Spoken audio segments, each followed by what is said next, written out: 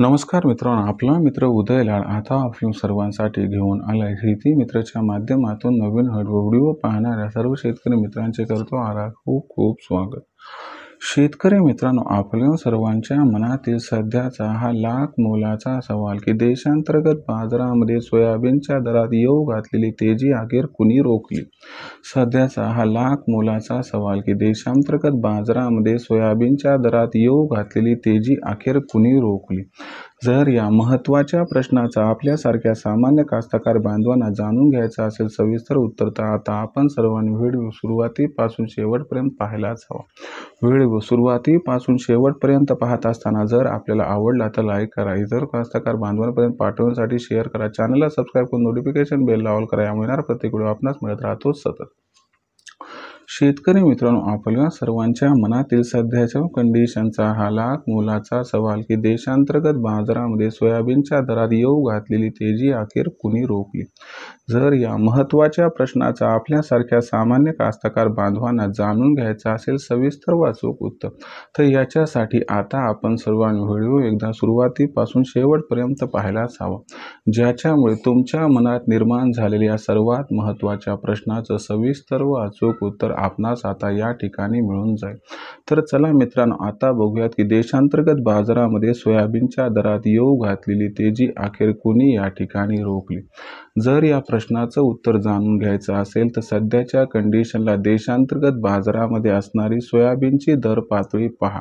तर देशांतर्गत बाजारामध्ये सध्याच्या कंडिशनला सोयाबीनची बाजारभाव पातळी ही 4000 ते 4200च्या दरम्यान आहे।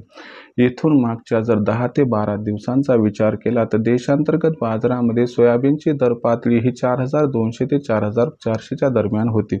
वाटत होतं की सोयाबीनचा बाजारभाव आज न उद्या 4500च्या पल्ल्याड या ठिकाणी जाईल, पण अचानक सोयाबीनचा बाजारभाव हा वाढण्याऐवजी घटायला सुरू झाला।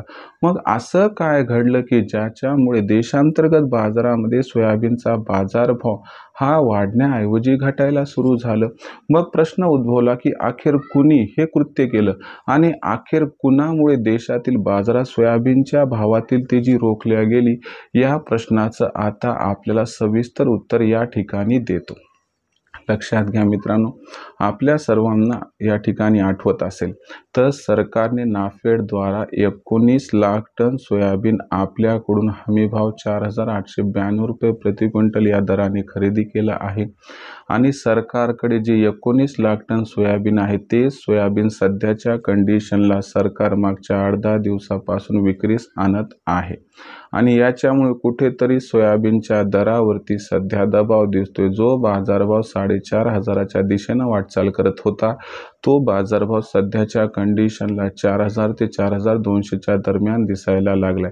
म्हणजे अखेर कुणी रोखली सोयाबीनच्या दरात येऊ घातलेली तेजी, तर या ठिकाणी नाफेडनं म्हणजे पर्यायानं मोदी सरकारने सोयाबीनच्या दरात येऊ घातलेली तेजी रोखली असं म्हणायला आणि मानायला हरकत नाही। यामागचं कारण वेगळं असू शकते की सरकारकडे गोडाऊन नाहीये, सरकारला प्रोसेस करायला परवडत नाही, सांभाळण्यासाठी मेंटेनसाठी खर्च येतो, तरी देखील नाफेडमुळे देशांतर्गत बाजारामध्ये सोयाबीनचा बाजारभाव जो वाढणार होता तो आता घटायला सुरू झालाय। पण एक महत्त्वाची गोष्ट, 15 मे नंतर नाफेडची सोयाबीनची असणारी विक्री जी आहे ती पुन्हा कमी होणार आहे आणि अशा परिस्थितीत 15 मे नंतर देशांतर्गत बाजारामध्ये जर सोयाबीनच्या दरात पुन्हा एकदा तेजी आली तर आश्चर्य वाटायला नको, असं आहे जाणकारांचं इथं स्पष्ट मत।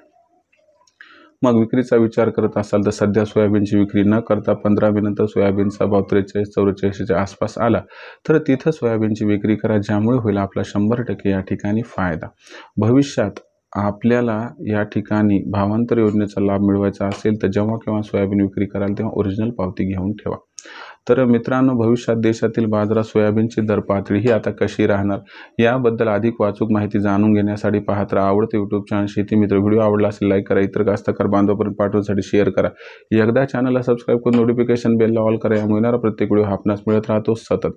शेतकरी मित्रांनो, अशाच एका नवीन व्हिडिओसह आपला मित्र उद्या आपल्या सर्वांना आवडते यूट्यूब चॅनल शेती मित्र मिळत राहील। तोपर्यंत सर्व शेतकरी मित्रांचे आणि कास्तकार बांधवांचे आजच्या व्हिडिओत मानतो आता मनापासून खूप खूप आभार।